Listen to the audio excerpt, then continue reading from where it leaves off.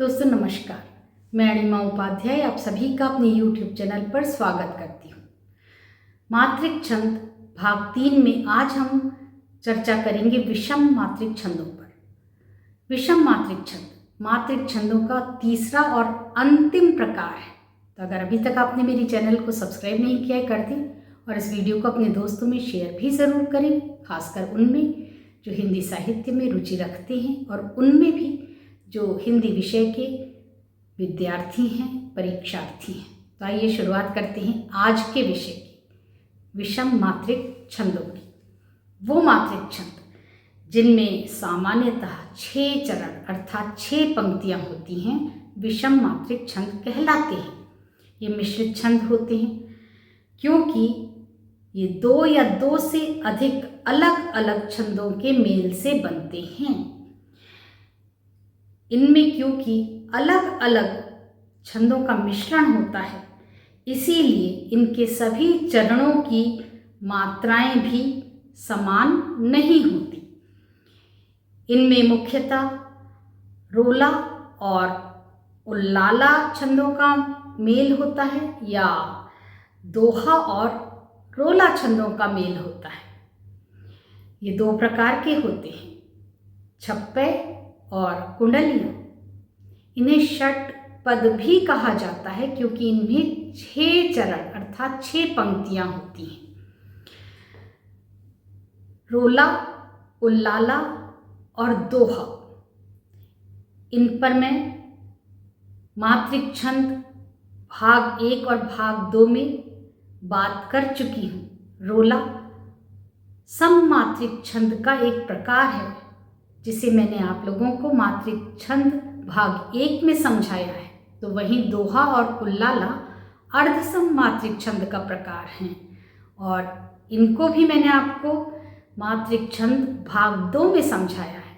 फिर भी क्योंकि आज के इस विषय में इन छंदों का बार बार उल्लेख होगा, इसीलिए इनको हम थोड़ा सा रिवाइज कर लेते हैं। रोला सममात्रिक छंदों का प्रकार है। इसकी प्रत्येक पंक्ति में 24 मात्राएं होती हैं। 11वीं और 13वीं मात्रा के बाद यति होती है, थोड़ा सा ठहराव होता है जिससे कि इस छंद में लयात्मकता बनी रहे। दोहा अर्ध सममात्रिक छंद का प्रकार है जिसमें 4 चरण होते हैं। पहले और तीसरे चरण में 13-13 मात्राएं, तो वहीं दूसरे और चौथे चरण में 11-11 मात्राएं होती हैं। प्रत्येक पंक्ति का योग 24 होता है। दूसरे और चौथे चरण में तुकबंदी दिखलाई पड़ती है। तो वहीं उल्लाला भी अर्ध सममात्रिक छंद का ही प्रकार है। ये भी 4 चरणों वाला छंद होता है। इसके पहले और तीसरे चरण में 15-15 मात्राएं होती हैं। दूसरे और चौथे चरण में 13-13 मात्राएं होती हैं। दूसरे और चौथे चरण में तुकबंदी देखी जा सकती है। इस छंद के प्रत्येक पंक्ति में 28 मात्राएं होती हैं।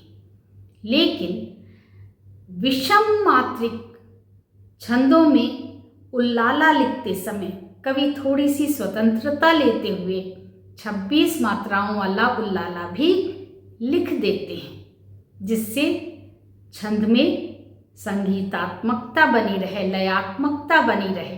तो अगर आप किसी उदाहरण में 26 मात्राओं वाला उल्लाला देखें तो कंफ्यूज मत होइएगा। अब हम परिभाषा तो विषम मात्रिक छंदों की जान ही चुके हैं, तो उदाहरण भी देख लेते हैं क्योंकि जब भी परिभाषा पूछी जाती है उदाहरण लिख ही देना चाहिए, चाहे पूछे जाएं चाहे न पूछे जाएं। तो पहला उदाहरण लेते हैं, जिसकी रज में लोट पोट कर बड़े हुए हैं, घुटनों के बल सरक सरक कर खड़े हुए हैं, परमहंस समबाल्यकाल में सब सुख पाए, जिसके कारण धूल भरे हीरे कहलाए, हम खेले कूदे हर्ष युक्त जिसकी प्यारी गोद में, हे मातृभूमि तुमको निरख मग्न क्यों न हो मोद में। तो ये विषम मात्रिक छंद का उदाहरण है। इसमें 6 पंक्तियां हैं और ये 4 चरण शुरू के रोला छंदों के हैं, तो वहीं अंतिम 2 चरण इसमें उल्लाला के हैं। तो ये रोला और उल्लाला के मेल से बना हुआ विषम मात्रिक छंद है, छप्पे का उदाहरण है। दूसरा उदाहरण लेते हैं। सावन बरसा जोर से, प्रमुदित हुआ किसान, लगा रोपने खेत में आशाओं के धान।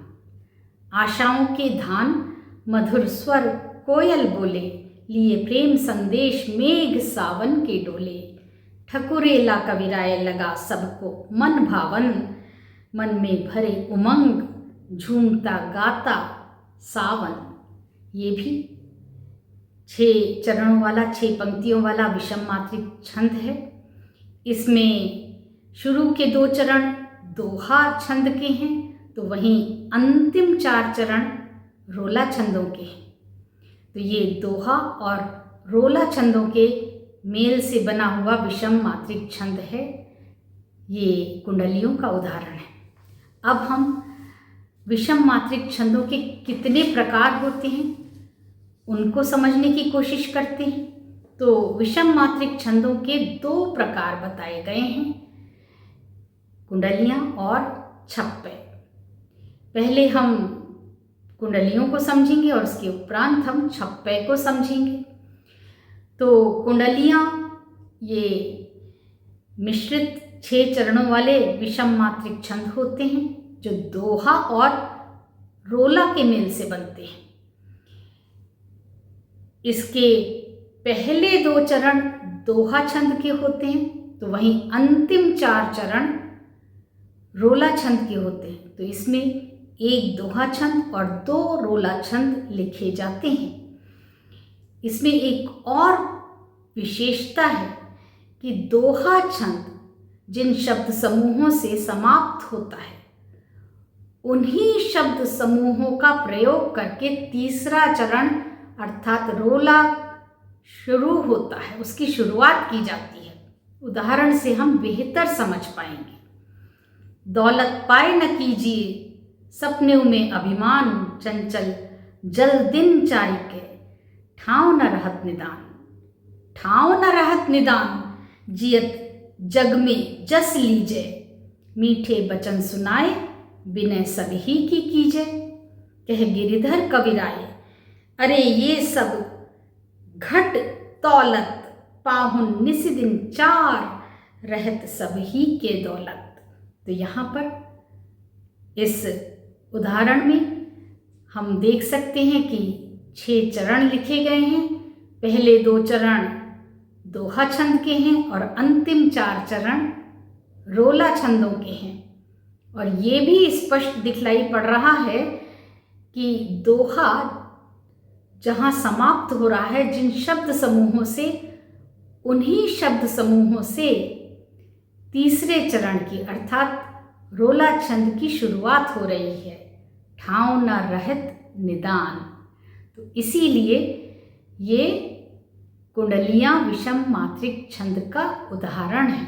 ये बात ध्यान से सुन लीजिए क्योंकि ये बहुत काम आएगी। अब आगे बढ़ते हैं और अगले प्रकार को देखते हैं विषम मात्रिक छंदों के, छप्पे को।